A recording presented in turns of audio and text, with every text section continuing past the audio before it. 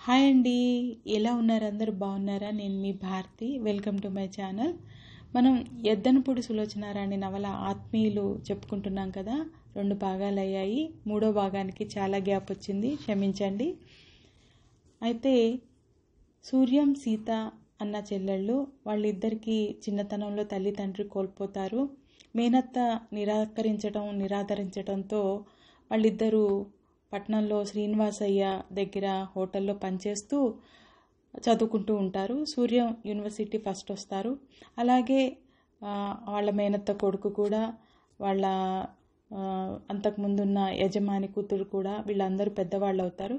వాళ్ళందరి మధ్య మళ్ళీ ఆత్మీయత ఎలా నెలకొంటుంది ఇందులో చూద్దాం. ఓకేనా? థ్యాంక్స్ అండి వెయిట్ చేసి లాస్ట్ వరకు వింటారని ఆశిస్తూ. జయ తను పాస్ అయినందుకు సరదాగా స్నేహితులకి పార్టీ ఇస్తుంది. అందరూ కలిసి శ్రీనివాసయ్య హోటల్కి వచ్చారు. ఫ్యామిలీ రూమ్లో అడుగు పెట్టడానికి తలుపు తీయబోయిన జయకి అందులోంచి బయటకు వస్తూ తలుపు తెరుస్తున్న సూర్యం ఎదురయ్యాడు. ఇద్దరూ ఒకరి మీద ఒకరు పడబోయి ఎలాగో నిలదొక్కున్నారు. జయ చేతిలో పర్సు జారి కింద పడింది. జయ వెంటనే వంగింది. సూర్యం కూడా వంగి తీసివ్వపోయాడు. ఇద్దరి తలలు టక్కున కొట్టుకున్నాయి. జయ పాములాగా బుస్సుమంటూ నిటారుగా లేచి నిలబడుతూ కోపంగా, కళ్ళు కనిపించడంలా అంది. కనిపిస్తున్నాయి కాబట్టే పర్సు తీసిద్దామని వంగాను. సూర్యం కొంటెగా సమాధానం చెప్పాడు. పర్సు అతని చేతిలోంచి విసురుగా లాక్కొని జయ ఉరిమి చూసి లోపలికి వెళ్ళిపోయింది. జయ చుట్టూ ఉన్న అమ్మాయిలు అనుకోని ఈ సన్నివేశానికి కిలకిలా నవ్వుతూ జయ వెన్నంటి వెళ్ళారు. సూర్యం భుజాలెగరేసి కనీసం థ్యాంక్స్ అయినా చెప్పలేదు అనుకున్నాడు. ఎందుకోయ్? బొప్పి కట్టించుకున్నందుక? ఎవరో నవ్వుతూ అడిగారు. సూర్యం నుదురు తడుముకున్నాడు. నిజంగానే బొప్పి కట్టింది. సూర్యం బొప్పి తడుముకుంటూ ఫ్యామిలీ రూమ్లో ఆర్డర్ తీసుకోవడానికి వెళ్ళాడు. ఓయ్ ఏమున్నాయి అంటూ వెనక్కి తిరిగిన జయ నవ్వు ఆపేసి సీరియస్గా చూస్తూ, మళ్ళీ ఇక్కడికి కూడా తయారయ్యావా అంది.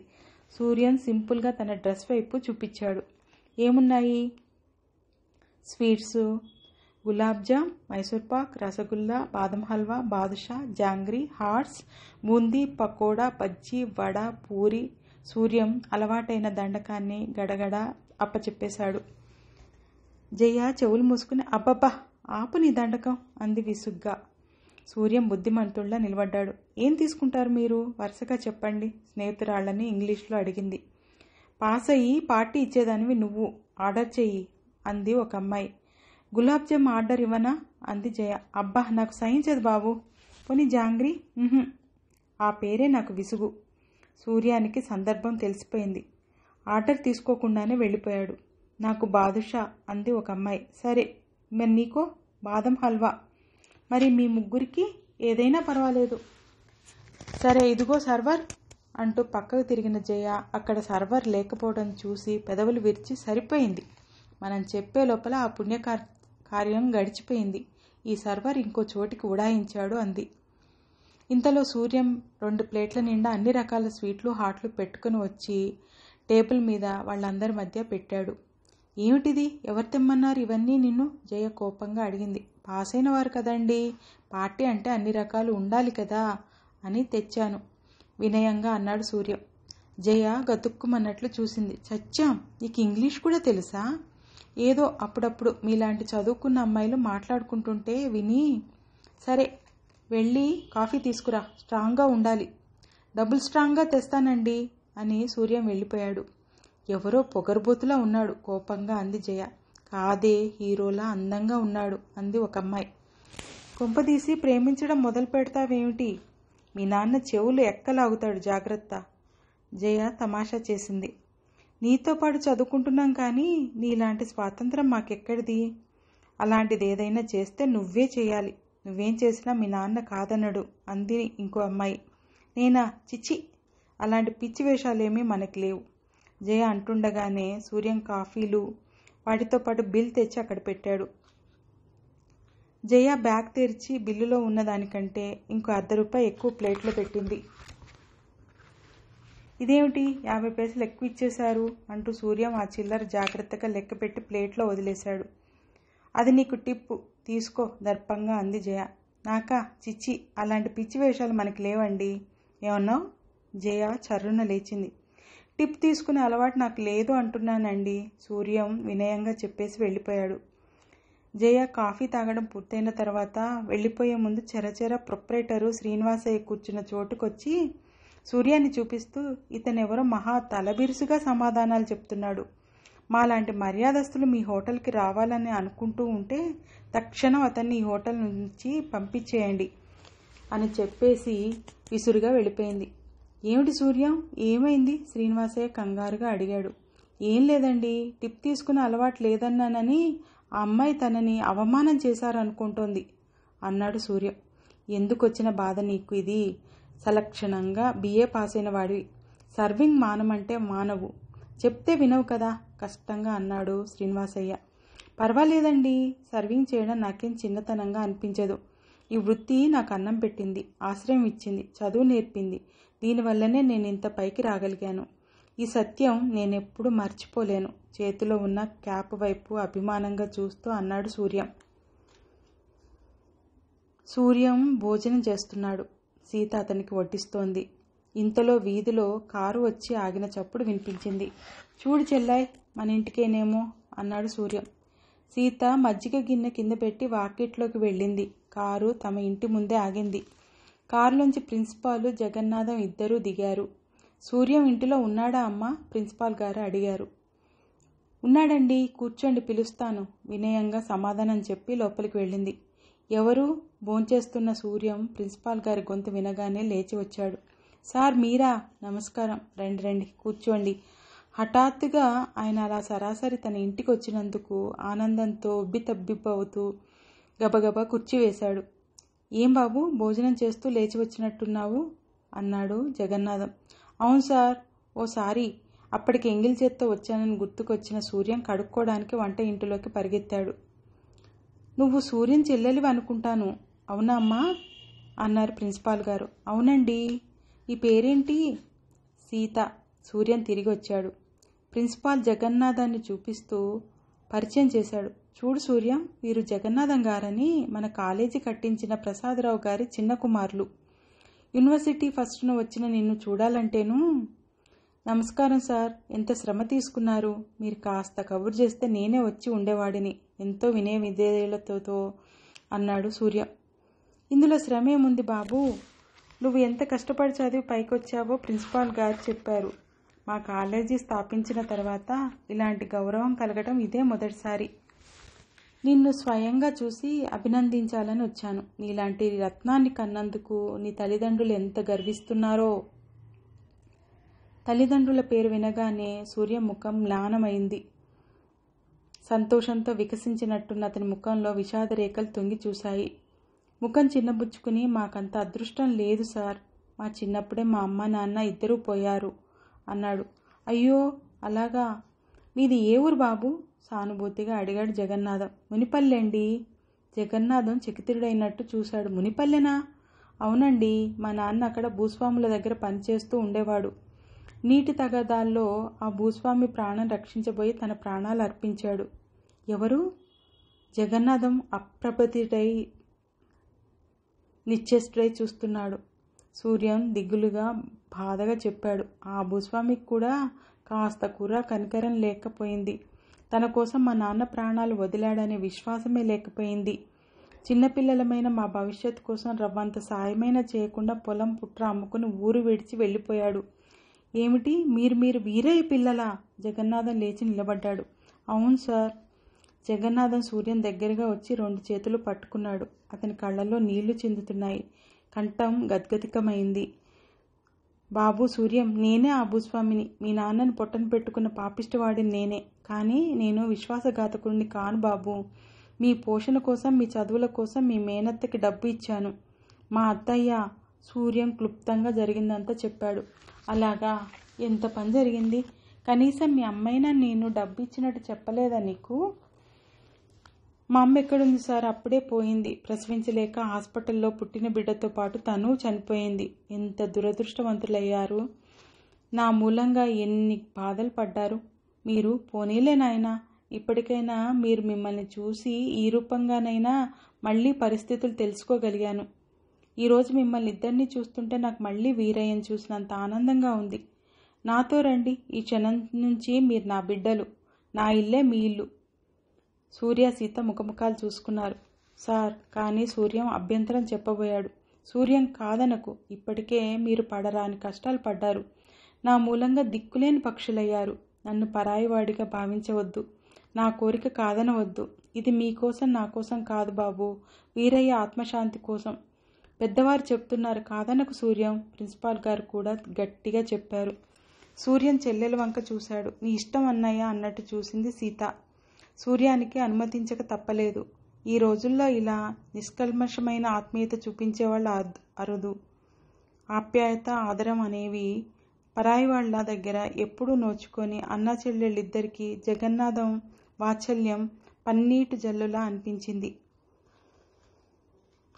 యూనివర్సిటీ ఫస్ట్ను పాస్ అయిన కుర్రాడిని చూడ్డానికి వెడుతున్నానని, అతన్ని ఇంటికి తీసుకొస్తానని జగన్నాథం ఇంట్లో చెప్పి వెళ్ళాడు. జయ ఆర్భాటంగా టీ పార్టీ అరేంజ్ చేసింది. అతనికి వేయడానికి బజార్ నుంచి ఒక దండ కూడా తెప్పించింది. వాకిట్లో కారు దిగి ఆగిన శబ్దం వినపడగానే దండ పట్టుకుని గబగబా బయటికి వచ్చింది జయ.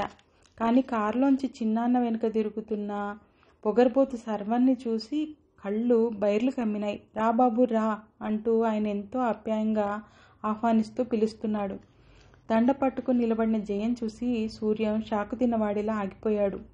జగన్నాథం పరిచయం చేశాడు. ఇతనేనమ్మా నేను చెప్పిన అతను. జయకు ఊపిరి ఆడలేదు. కళ్ళు తిరుగుతున్నట్టుగా ఉంది.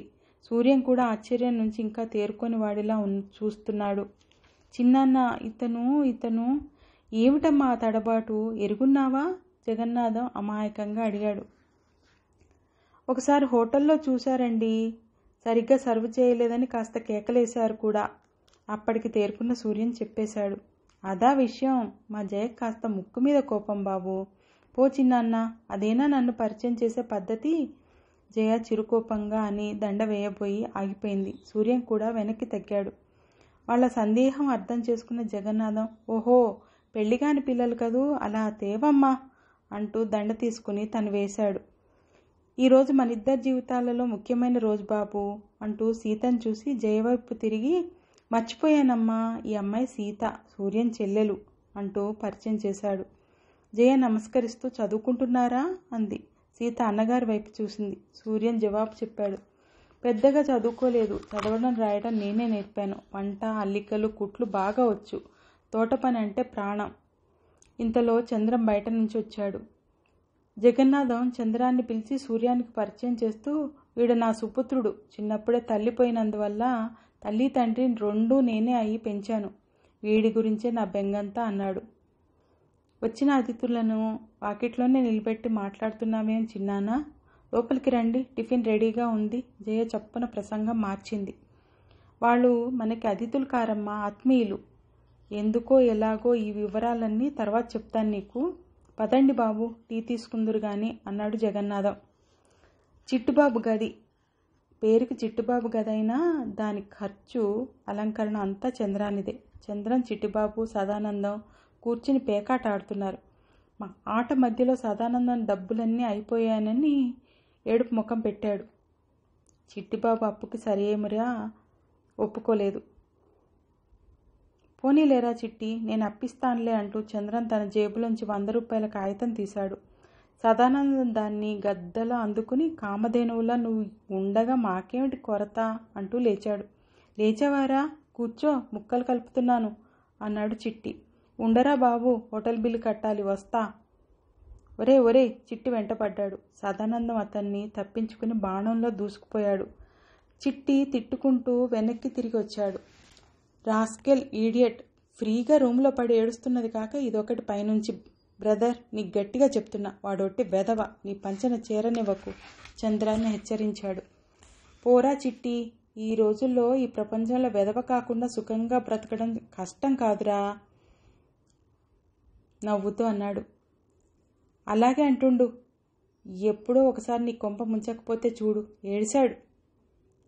ఇంతలో ఫోన్ మోగింది. పేకముక్కలు కలుపుతూ పరధ్యానంగా ఉన్న చిట్టి కాలింగ్ బెల్ అనుకుని కమాన్ అంటూ అరిచాడు. ఒరే ఫోన్ రా అంటూ చంద్రం పరిగెత్తాడు. చిట్టి కూడా లేచి నిల్చున్నాడు. చంద్రం మాట్లాడుతున్నాడు. హలో, ఎవరు? సరోజా? నేనే చిట్టుబాబునే మాట్లాడుతున్నాను. చిట్టిబాబు సరోజ పేరు వినగానే ఫోన్ లాక్కోబోయాడు. కానీ చంద్రం అందనివ్వలేదు. ఏమిటి? నా గొంత? అవును, కాస్త జలుబు చేసింది, అందుకని అలా ఉంది. పుట్టినరోజా? ఈ పుట్టినరోజు జ్ఞాపకం లేకుండా పోవడమే. మన గదిలోనే ఏర్పాటు చేశాను, చాలా ఘనంగా. నీ ఫ్రెండ్స్ అందరినీ పిలు. భలే చిట్టిబాబు కాలుగాలిన కోతిల గంతులేస్తూ సంజ్ఞలు చేస్తున్నాడు. పర్వాలేదు, నీకోసం ఆ మాత్రం చేయలేకపోతే ఎలా? ఆల్రైట్, అలాగే, బై. చంద్రం ఫోన్ పెట్టేశాడు. చిట్టిబాబు చంద్రం పీక పిసకాలన్నంత కోపంగా మీదికి వచ్చి మళ్ళీ తమాయించుకుని వెనక్కి తగ్గాడు. ఏమిట్రా, ఎందుకంత కోపం? నీ సరోజకి బర్త్డే పార్టీ ఇస్తుంటే నువ్వు, ఒరే చంద్ర, నా బంగారు పిచ్చిక, ఈరోజు నువ్వు కాబట్టి ఊరుకున్నాను. అదే ఇంకొకరైతేనా? ఎంత స్నేహితుడు అయితే మాత్రం నువ్వు నా సరోజతో నేనని అబద్ధాలు ఆడుతూ మాట్లాడతావురా అన్నాడు చిట్టిబాబు. పోరా, నువ్వు సరోజ్ దగ్గర డబ్బు గలవాడివని అబద్ధాలు ఆడటంలా? ఈ మాట చిట్టిబాబుకి తగలాల్సిన చోట తగిలింది. అతని కోపం ఆవిరిలా అంతమైంది. నిస్పృహతో వేళ్లాడుతున్నట్టుగా అన్నాడు. ఏం చేయమంటావు బ్రదర్? నాకు సరోజ కావాలి. సరోజకి డబ్బులున్నవాడు కావాలి. అందుకని డబ్బులున్నవాడిలా నటిస్తున్నాను. నీ నటన బయటపడితే ఎలా పడుతుంది చెప్పు? అయినా అందుకేగా సరోజను సాధ్యమైనంత త్వరలో పెళ్లి చేసుకోవాలని నా తహతహ. ఒరే చిట్టి, నా ప్రాణ స్నేహితుడిగా నీకో సలహా చెప్తాను, వింటావా? చెప్పు, వింటాను.